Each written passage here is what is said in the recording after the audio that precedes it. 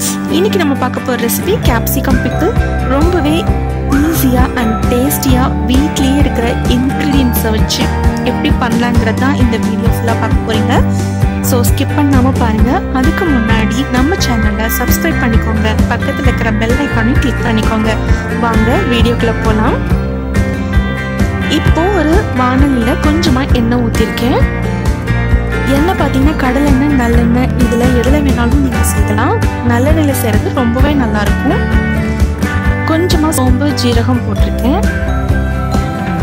ஜீரகம் சோம்பு வெடிச்சிருச்சு. இப்போது வெங்காயம் ஆட் பண்ணிக்கலாம். வெங்காயம் பார்த்தீங்கன்னா 7 சின்ன வெங்காயம், 2 பெரிய வெங்காயம், இது ரெண்டுத்தையும் மிக்சியில் ஒன்றும் பாதியமாக அரைச்சி சேர்த்துருக்கேன். இது நல்லா வதங்கணும். ஊறுகாய்க்கு எல்லாம் நல்லா வதங்கி எண்ணெய் பிரிஞ்சு வரணும். வெங்காயம் ஓரளவுக்கு நல்லா வதங்கிருச்சு. இப்போ இஞ்சி பூண்டு பேஸ்ட் ஆட் பண்ணிக்கலாம். 2 ஸ்பூன் இஞ்சி பூண்டு பேஸ்ட் ஆட் பண்ணுறேன். இதோட பச்சை வாசனையும் போகிற அளவுக்கு நல்லா வதக்கிக்கலாம்.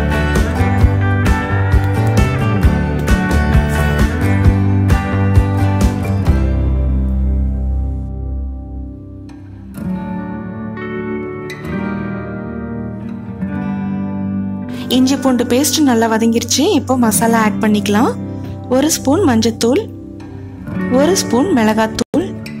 இந்த அளவு பார்த்தீங்கன்னா ஒரு 2 நாளைக்கு ஊறுகாய் வர மாதிரி நான் இப்போ சொல்கிறேன். ஃப்ரெஷ்ஷாக செஞ்சு சாப்பிடும்போது இதோட டேஸ்ட் ரொம்பவே நல்லாயிருக்கும். ஸோ இந்த ஊறுகாய் பார்த்தீங்கன்னா 2 நாளைக்கு வச்சு சாப்பிட்லாம். 1/2 ஸ்பூன் மல்லித்தூள், 1/2 ஸ்பூன் சோம்புத்தூள்,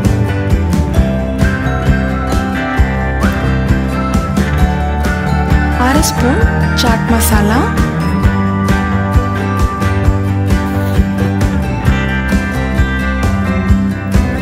பாதி எலுமிச்சம்பழச்சாறு. இது எல்லாத்தையும் நல்லா கலந்து விட்டு எண்ணெயில் நல்லா வதங்கணும்.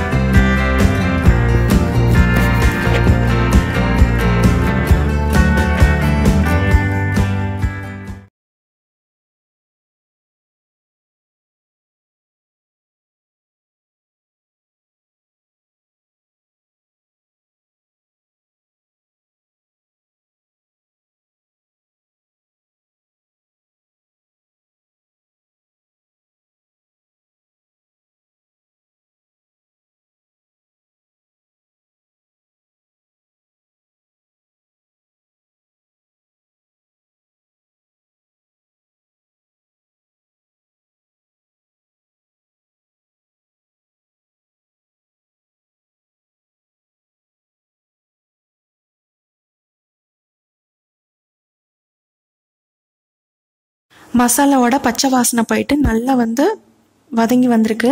இந்த டைமில் மிளகாய் ஆட் பண்ணிக்கலாம். நான் 2 குடமிளகா எடுத்திருக்கேன். இதை நல்லா நீட்டை வாக்கில் கட் பண்ணி இப்போ சேர்த்துக்கிறேன். இந்த மிளகாய் எந்த சைஸில் வேணாலும் நீங்கள் கட் பண்ணிக்கலாம். இந்த மிளகாய் நல்லா மசாலாவோட பிளெண்ட் ஆகி நல்லா வேகணும். அப்போ தான் அதோட டேஸ்ட் நல்லாயிருக்கும்.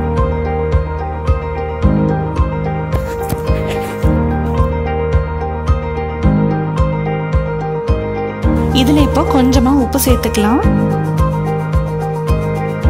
உப்பு சேர்த்துட்டு 1 கிளாஸ் தண்ணி ஆட் பண்ணுறேன். நல்லா கலந்து விட்டுட்டு இது நல்லா வேகணும்.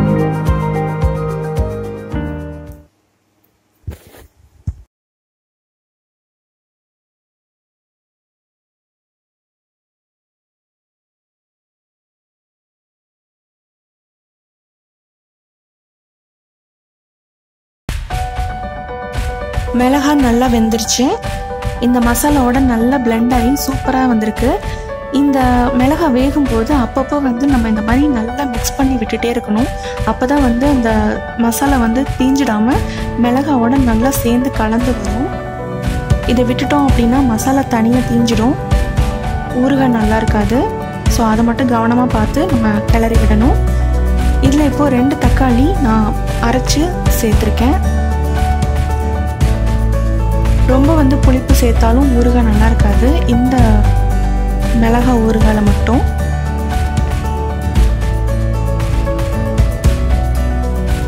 கொஞ்சமாக தக்காளி சேர்த்துக்கிறது நல்லது.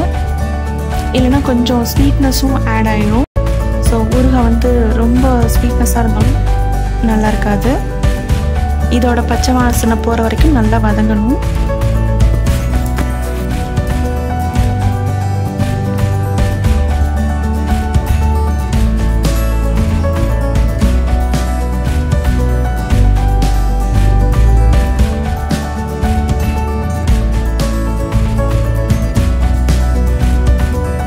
தக்காளியோட பச்சை வாசனை போயிட்டு ரொம்ப சூப்பராக அந்த மசாலாவோட பிளெண்ட் ஆகி எண்ணெய் பிரிஞ்சு அந்த ஊறுகாய்க்கு உண்டான ஒரு டெக்ஸ்சரோட ரொம்ப சூப்பராக வந்திருக்கு.